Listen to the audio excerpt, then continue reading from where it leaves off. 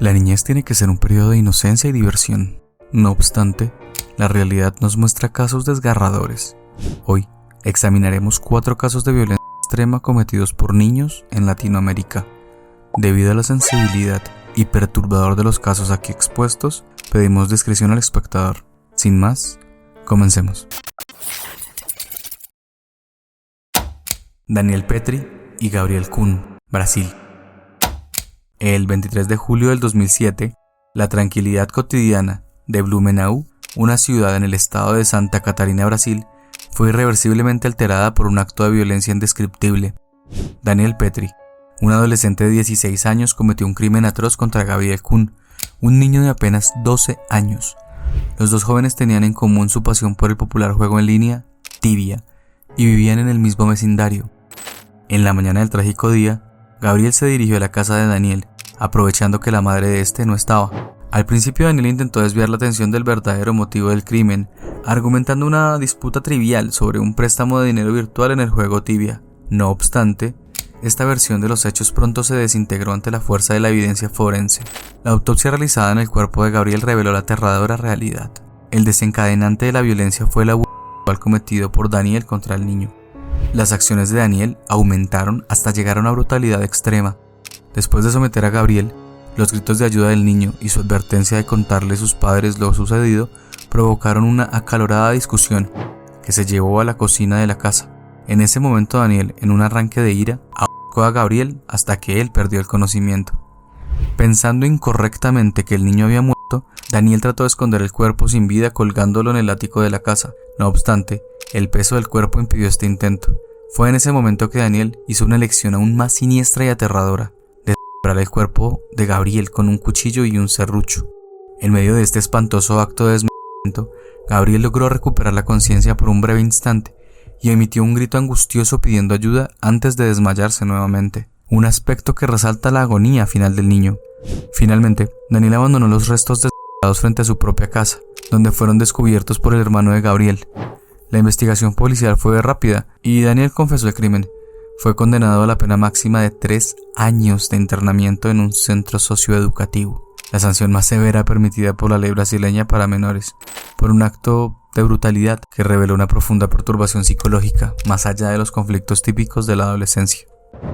Daniel Felipe Petri nació el 2 de mayo de 1991.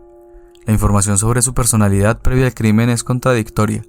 Algunas fuentes lo describen como un adolescente problemático con un temperamento violento, mientras que amigos y familiares lo veían como tranquilo, educado e introvertido. Un detalle crucial en su historial es que su familia había intentado que recibiera tratamiento psicológico en varias ocasiones debido a preocupaciones sobre su comportamiento, pero Daniel abandonaba las consultas. Estos antecedentes sugieren la existencia de problemas psicológicos y de comportamiento antes del crimen. La brutalidad, incluyendo el sexual y el desmembramiento, podría ser indicativa de rasgos psicopáticos, como la falta de empatía, el desinterés social y afectivo, y la ausencia de remordimiento. Características que se han encontrado en un porcentaje significativo de homicidas adolescentes. La escalada de un conflicto aparentemente menor a un asesinato y el intento de ocultamiento del cuerpo, aunque desorganizado en algunos aspectos, también sugiere una perturbación psicológica significativa y una posible alteración del juicio. El caso de Daniel Petri resalta la importancia de la detección temprana y la intervención en problemas de salud mental en adolescentes. La falta de un tratamiento sostenido representa la oportunidad perdida para abordar cualquier problema subyacente que pudiera haber contribuido a la tragedia. Además, el caso plantea debates sobre el sistema judicial juvenil en Brasil, donde la pena máxima por crímenes graves es de 3 años. Esta limitación establecida por el Estatuto de la Crianza de Adolescentes se centra en la rehabilitación, pero puede generar controversia pública sobre la proporcionalidad de la pena en casos de extrema violencia.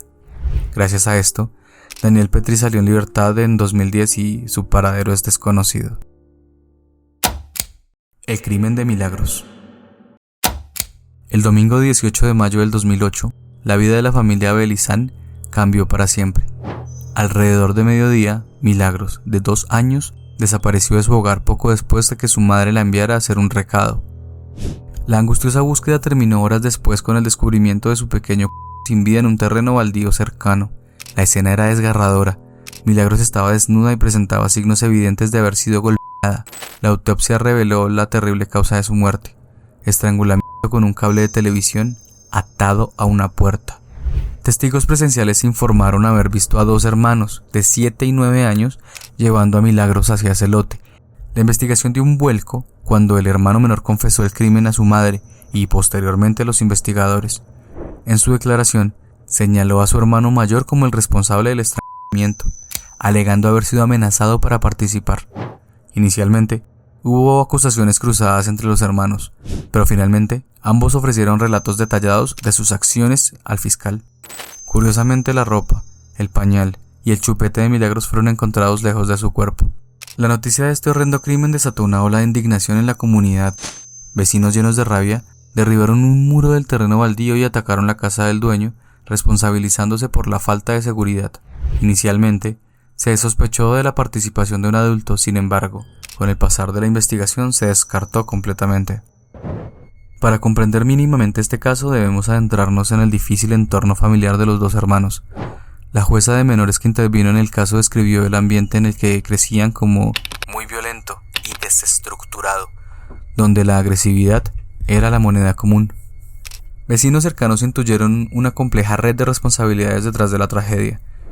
Un familiar de Milagros ofreció un testimonio aún más sombrío, relatando el consumo excesivo de drogas y alcohol por parte de la madre de los niños y el maltrato constante al que los sometía. Siempre les pegaba. La familia ya había sufrido la pérdida del padre de los niños 2 años antes, debido a un ataque al corazón. La situación socioeconómica de la madre era precaria, dependiendo del plan social y del apoyo de los suegros. La propia abuela de los niños reconoció haber discutido con su hija por el maltrato a sus nietos. El trauma infantil, especialmente en la exposición a la violencia doméstica, tiene efectos profundos en el desarrollo del apego y la regulación emocional. Un apego inseguro, común en entornos de maltrato y negligencia, se asocia con problemas de conducta y la falta de empatía. Dada la historia familiar de los hermanos, es probable que haya experimentado trauma y problemas de apego, contribuyendo a su comportamiento violento. Casos comparativos como el de James Bulger, aunque no idénticos, ofrecen un contexto para comprender la rareza y gravedad de la violencia perpetrada por niños tan pequeños. La comprensión profunda de estos casos requiere un esfuerzo multidisciplinario para abordar las raíces de la violencia infantil y proteger a quienes son más vulnerables. El caso Comandito Junior, Chile. El 4 de diciembre del 2022, La Paz de Curacautín, en la región de Araucanía, Chile, se interrumpió de manera brusca por una tragedia que sumió en luto a una familia y conmocionó a la sociedad. Un niño de apenas 6 años falleció tras ser alcanzado por un disparo mientras estaba de visita con su familia en la casa de un matrimonio de funcionarios de carabineros. En un momento de grave negligencia, un rifle de aire comprimido, cargado, que estaba al alcance de los niños fue disparado, provocando que un proyectil impactara en el cerebro de Vicente. Con este rifle, el cual se encontraba cargado, se encontraba con su correspondiente trípode en una mesa claramente al alcance de los niños. Incluso presentaba postones en su cargador, relativamente preparado para el disparo. Después de 10 días de sufrimiento en el hospital, el niño murió, dejando una herida profunda en sus seres queridos y generando un debate sobre la posesión responsable de armas y la protección de los niños. La investigación posterior mostró que el hijo de 7 años de los funcionarios de carabineros, apodado Comandito Junior, había recibido entrenamiento en el manejo de armas desde edad temprana, un aspecto que incrementó la consternación general frente a la negligencia que llevó a esta pérdida irreparable. Lo fotografiaban con armas, lo entrenaban, incluso lo exponían a través de redes sociales. Fue ahí donde orgullosos apodaron a su hijo como Comandito Junior. Échese más adelante, eso, muy bien, muy bien. Excelente. El apodo Comandito Junior refleja un entorno familiar en el que el entrenamiento y la familiarización con los elementos característicos de la labor policial eran motivo de orgullo y se promovía de manera activa. Imágenes y publicaciones en redes sociales lo exhiben en interacción con armas, lo que sugiere una normalización de estos objetos en su vida diaria. En lugar de fomentar seguridad, parece haber contribuido a una percepción errónea del peligro potencial que representan, lo que resultó en el trágico incidente en el que disparó el rifle que acabó con la vida de Vicente. Tienen un hogar, tienen familia, pueden abrazar a su hijo. Yo no. Yo tengo que llevarles flores al cementerio para el día de la mamá, su cumpleaños, el día del niño. No debió haber pasado esto justamente por una irresponsabilidad de ellos. El caso de Comandito Junior revela los peligros de la exposición temprana y no controlada de los niños a las armas de fuego. En la infancia, los niños están en una fase clave del desarrollo cognitivo y emocional, en la que su comprensión de conceptos abstractos como el peligro y la muerte sigue siendo limitada. La exposición temprana a las armas puede resultar en una desensibilización a su peligrosidad y una normalización de su existencia, viéndolas como juguetes o herramientas comunes en vez de objetos que pueden causar muerte. La sentencia de únicamente 300 días de prisión dictada a los padres provocó una serie de críticas y un sentimiento de insatisfacción en la familia de Vicente y en la sociedad. ¿Por qué no darlos de baja si ya hay una sentencia? ¿Qué más falta? Ellos sí pueden hacer algo más, sí pueden quizás dejarnos esa tranquilidad como papás para poder cerrar una etapa y poder vivir tranquilamente este duelo. La brevedad de la condena y la posibilidad de que los funcionarios de Carabineros retomen sus funciones después de cumplirla generan serias dudas sobre la proporcionalidad de la justicia en este caso, sobre todo al considerar la pérdida irreversible de una vida infantil y la naturaleza habitable de la tragedia. A esta controversia se añade el mutismo institucional de Carabineros, quienes no hicieron declaraciones ni mostraron interés en una entrevista sobre el acontecimiento, dejando a la familia de Vicente con un intenso sentimiento de desamparo y sin respuestas concretas sobre acciones tomadas para prevenir tragedias similares en el futuro. Tiroteo del Colegio Cervantes, México. La mañana del 10 de enero del 2000 se desarrollaba con normalidad en el Colegio Cervantes, hasta que, cerca de las 8 de la mañana, José Ángel, un estudiante de 11 años, arribó a la escuela vestido con su uniforme y llevando su mochila. 20 minutos después, alrededor de las 8:20, José pidió autorización a su maestra para ir al baño, llevando con él su mochila. Cerca de las 8:35, la docente se percató de su prolongada ausencia y pidió a otro estudiante que lo localizara. Cerca de las 8:40, José Ángel emergió del baño con un aspecto diferente. Llevaba una camiseta blanca con un texto, Natural Selection, pantalones negros con tirantes y llevaba consigo 2 pistolas. El cambio de ropa para parecerse a Eric Harris, uno de los responsables de la masacre de Columbine, insinúa una posible influencia o un acto deliberado de imitación. A las 8:41, José se dirigió al patio donde comenzó a disparar contra el profesor de educación física y otros 5 compañeros, hiriéndolos. A las 8:42 de la mañana disparó contra su profesor de inglés, María Asaf Medina. Cuando ella le pidió que se detuviera, la maestra falleció instantáneamente a causa de las heridas. Finalmente, a las 8:43, José se disparó a sí mismo, perdiendo la vida en el lugar junto al cuerpo de su maestra. El colegio puso en marcha su protocolo de seguridad y las autoridades llegaron al lugar pocos minutos después. El área fue rápidamente delimitada y comenzaron las investigaciones pertinentes.